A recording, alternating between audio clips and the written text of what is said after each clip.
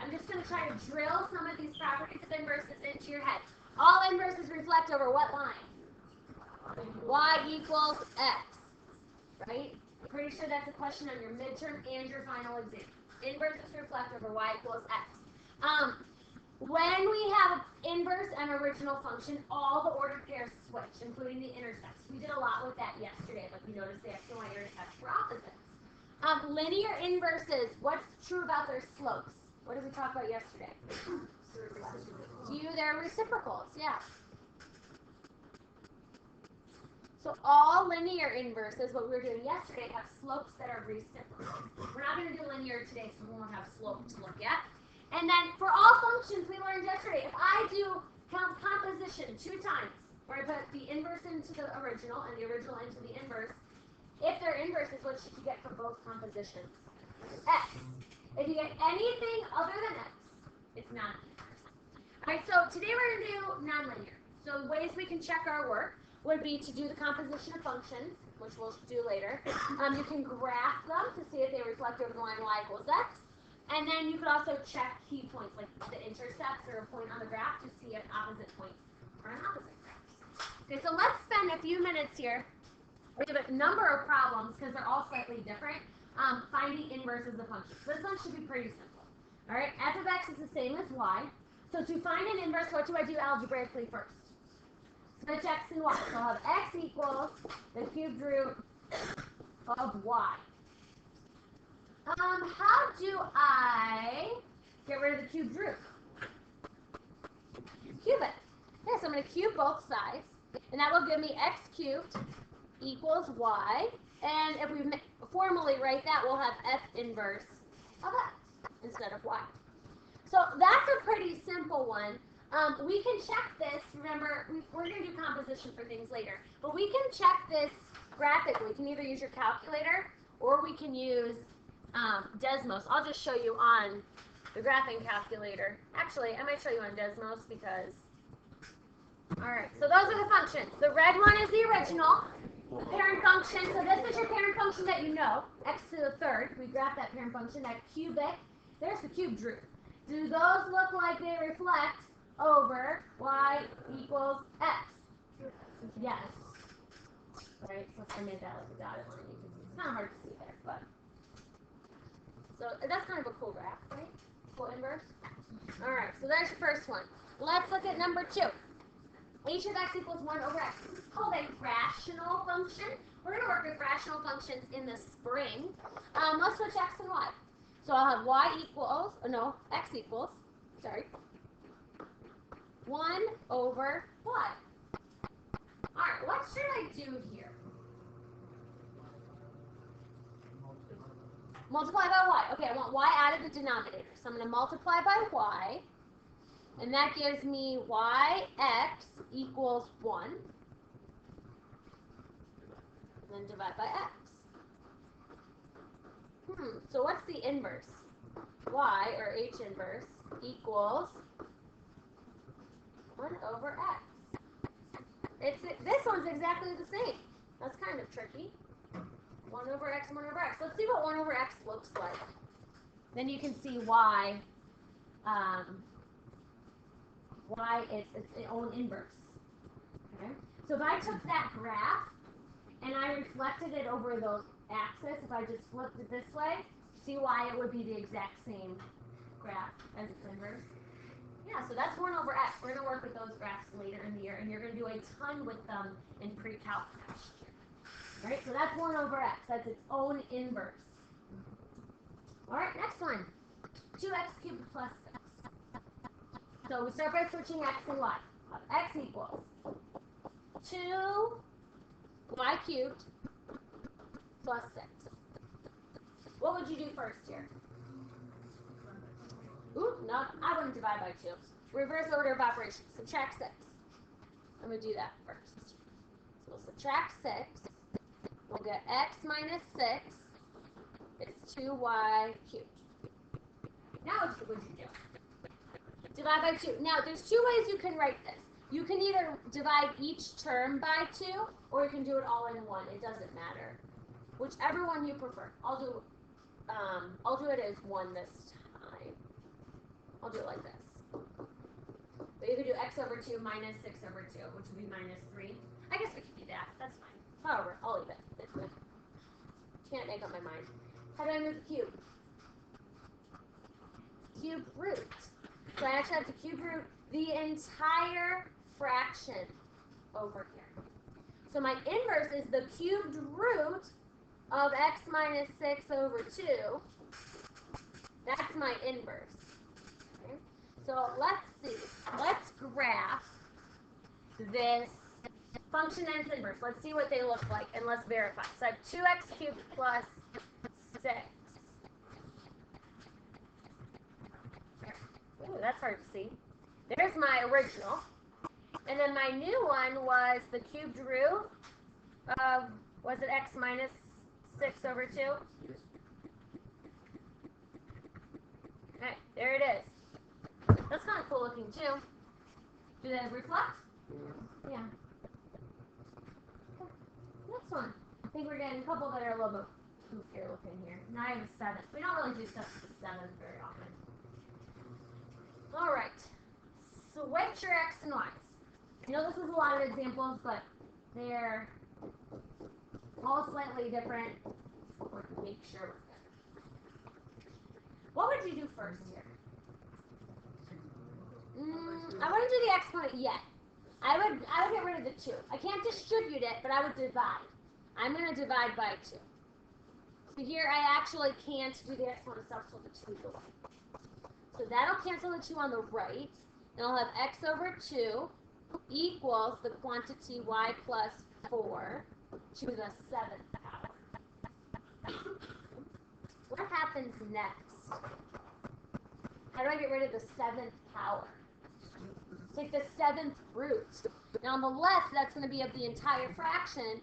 Over on the right, when I take the 7th root, that just cancels off the exponent.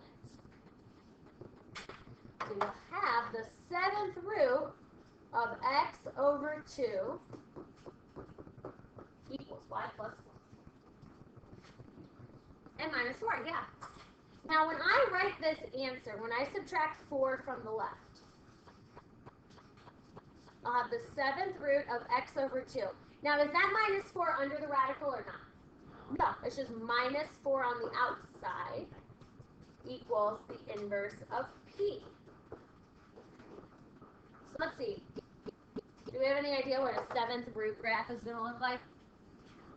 Let's see.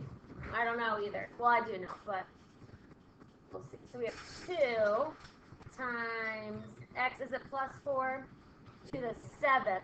Ooh. So it looks kind of, what does that look like? It looks kind of like a cube, but what do you notice about what happens at the axis? It's flat. What other graph kind of was flat at the bottom? Remember? X to the 4th. So what do you think that means? Like, what would like x to the 9th be? Flatter. It would be even flatter, right? So it's kind of like x squared, x to the 4th, x to the 6th. The higher the exponent, the flatter the bottom gets. Okay, so that's kind of cool. So what was our next one? We took the 7th root of x over 2 minus 4. All right, are those inverses? For sure. Okay. 2 more. Now I have a square root.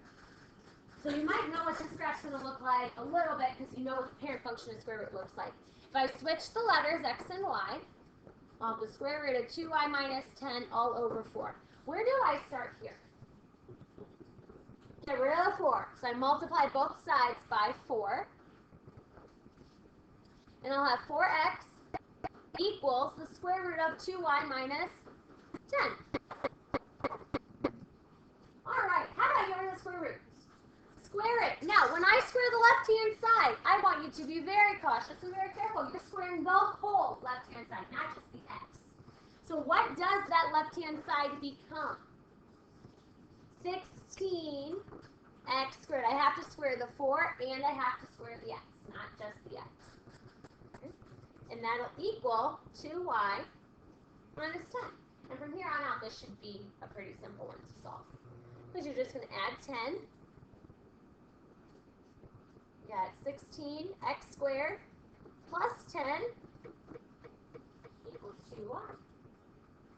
and then divide everything by 2. So that'll be 8x squared plus 5. All right. Now let's see what these two look like. So we have the square root of 2x minus 10 over 4. So square root of 2x minus 10 over 4. All right, so that looks kind of like your square root graph, right? All right, what was our inverse? 8x squared plus 5. What will this look like before I finish graphing it? What's 8x squared going to make it look like? A parabola. Ooh, that's a little different. What happened here? Do those look like they reflected? Kind of, but this isn't the same. That's weird. Do you remember talking about this back last Friday, I think? Yeah. Why? What would I have to do to make it so it's like perfectly reflected? Do you remember, Skylar? A negative.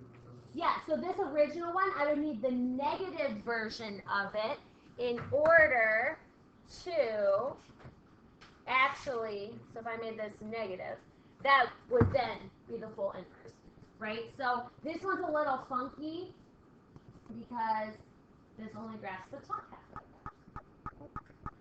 All right, one more, then we'll do some calculation. All right, 7x cubed plus 1 over 9. Let's flip our letters.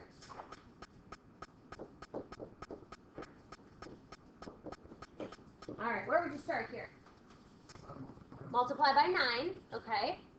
So I'll get 9x equals 7y cubed plus 1 minus 1. So 9x minus 1 equals 7y cubed. I don't want to divide by 7 first. And this 7's not going to divide evenly into either of those, so I'm just going to go divide by 7. And then, you guys are right, you'll get the cubed root here. So 9x minus 1 over 7 is y cubed, and then I'll take that cubed root.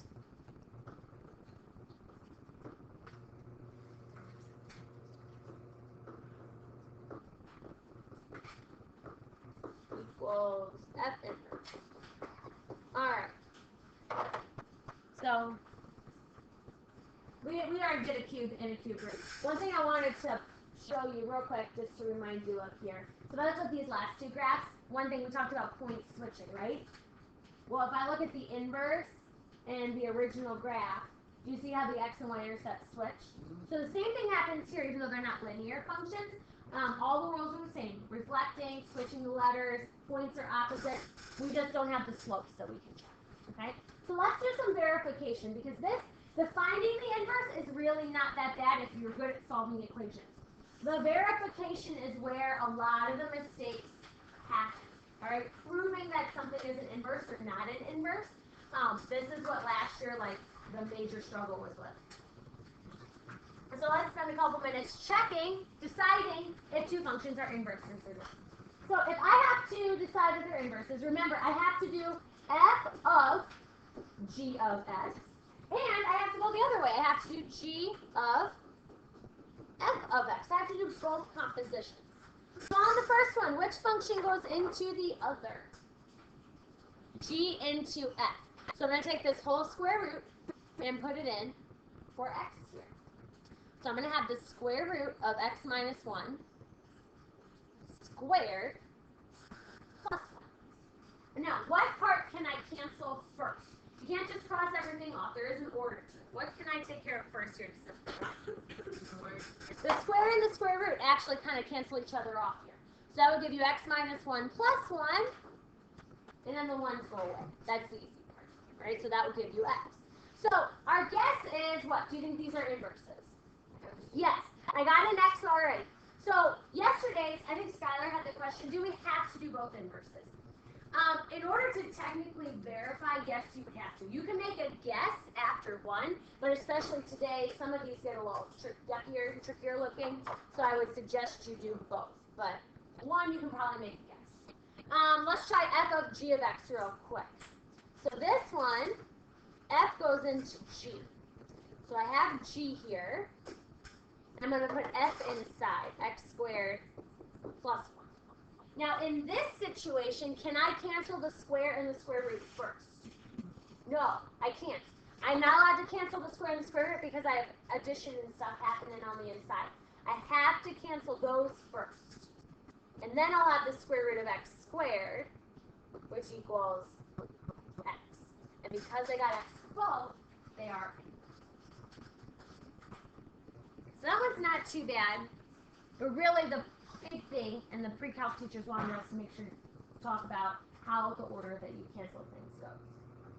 All right, next one, the fifth root of 2x plus 1 and x to the fifth minus 1 over 2.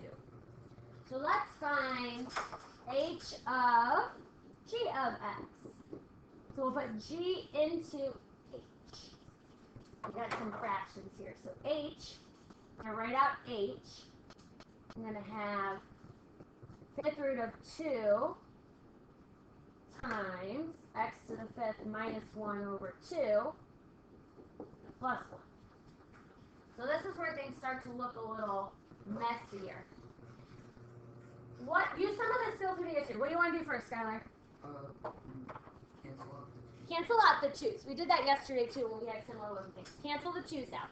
Because then you'll get the fifth root of x to the fifth minus 1 plus 1, and now it looks a lot better, right? Because you can now cancel the 1's off. And what's the fifth root of x to the fifth? X. There you go. Now, do you think they're going to be inverses based on that? Yes, probably this one is too. But let's double check. Let's make sure that we've got the canceling part right for the next one. So let's see. So now I'm going to do g of h. Again, I know it's tedious, but you might need to go either way. Make sure you can do that. All right, so I'm going to put the whole thing here, this whole fifth root of 2x plus 1. I'm going to put that into the function of g. So I'm going to take that to the fifth power minus 1 over 2. What cancels off first? The fifth roots. The fifth root and the fifth power. That cancels first. I can't simplify anything else because it's hiding under the radical. All right, so then if I have 2x plus 1 minus 1 over 2, the rest of that should be pretty simple, right? The 1's go away, which is 2x over 2, and it gives me x. So those were nice. I think that one on the left was a little bit yuckier looking than the one on the right. Last two, and you're done with me for the day. This one I would make sure you pay attention to. We haven't done stuff with lot fractions yet. 3 over 2x and negative 3 over 2x. I'm going to start with p of k of x. Even this one when I was doing, I had to slow down to make sure I was writing things correctly. K goes into p. So I'm going to take this fraction and put it in for x here. So my p, I'm going to write it with two different colors here. 3 over 2 times, we're going to put k in. Negative 3 over 2x. So a fraction within a fraction. What should I do first? What do you think? Cancel the 2 Yeah. 2x. I would cancel the 2 and the 2 from the x of the denominator. So you're right. So what do we have now? We have 3 over, what does this bottom part simplify to be? Negative 3 over x. So I still have a fraction within a fraction. All right, think back to elementary school. When you have a fraction within a fraction, this is technically, I could rewrite it, if you don't have to do this, but this is the same thing as saying 3 divided by negative 3 over x. How do I divide something by a fraction? Do what? Keep, change, flip is what a lot of people use. Mrs. Danhoff uses a saying, if you're dividing fractions, don't ask why. Flip the second and multiply. So keep the first, change, I forget. I never did keep change flip. Just change the sign. Change the, you don't have to change the sign. Well, you change it to a multiply, that's right. Yeah. Change the sign, flip the fraction. So really what you're doing here is you're taking 3 times x over negative 3. There we go. All right. I never did keep change flip. I just multiplied by the reciprocal. So what's 3? That would become, if you needed to rewrite it, 3x over negative 3, which simplifies to what? Negative x. Okay. So that's p of k of x. So now that we've got that pattern down, let's do k of p of x. So we got a negative x here. I'm going to do it down below. So p of k. So k is, no, sorry, k of p. Negative 3 over 2 times 3 over 2x. All right. That's kind of funky looking, but it's there. All right. What would you do this time? So now that we've got the pattern, how do we simplify this? We canceled the 2's, right? So this is negative 3 over 3 over x. If you need to write it this way, negative 3 divided by 3 over x. What do I do to divide this fraction? How should I rewrite that? Negative 3 what? Times x over 3. And what does that give me? Negative x. Okay, so I got negative x for both. Are these inverses? Why not? Because it's not x. So I made sure to do a problem like this to point out to you. Even if you get the same exact answer for the composition, these are not inverses. Right? If you looked at the graph, 3 divided by 2x, oops, I forgot 3.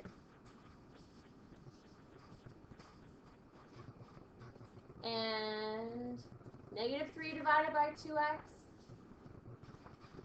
Are those inverses? They look cool. Makes a cool looking graph. But the blue here and the green, they're not reflected over that green line. Okay? So those are not inverses. That would be a rotation. Right? What rotation would that be? We'll just throw this in for fun. You don't have to. So I go from here to here. 90 or 270 clockwise. Yeah. So those are not inverses. All right, last one. One more fraction. 4th root of x plus 7 and x plus 7 to the 4th. All right, so let's find r of g of x. So I'm going to put g into r. So let's see.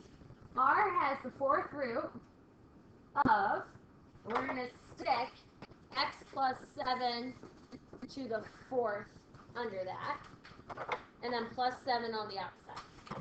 What cancels first here? The 4th. The 4th and the 4th root. So that gives me x plus 7 plus 7. X plus 14. Is that going to be an inverse here? No. Okay, so let's make sure we simplify the right one correctly, the other composition. G of r. Okay, so this time we put r into g.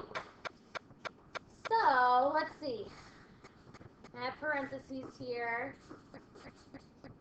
R would be the 4th root of x plus 7 and plus the other 7. So what should I do first? Do what? Can I cancel the 4th roots this time? I actually can't because I haven't gotten rid of the plus and minus stuff in here. So what I actually have to do is add the 7 and the 7 to start.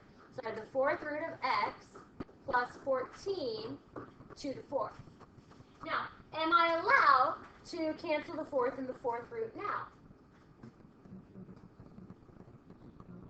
I'm actually not. So that's what we call an algebraic atrocity. Because there's addition here, the addition blocks you from canceling. It's just like when you have x plus 2 squared, how I don't just let you distribute up there. You can't just like distribute the x to the 4th and call it a day. if you wanted to, you could write that out 4 times. 4th root of x plus 14 times 4th root of x plus 14. 4 times and then multiply, but that seems like a waste of time, right? You can just leave your answer like this because that's not going to cancel and simplify anymore, and you know they're not going to be. Okay? All right. Not super horribly hard today.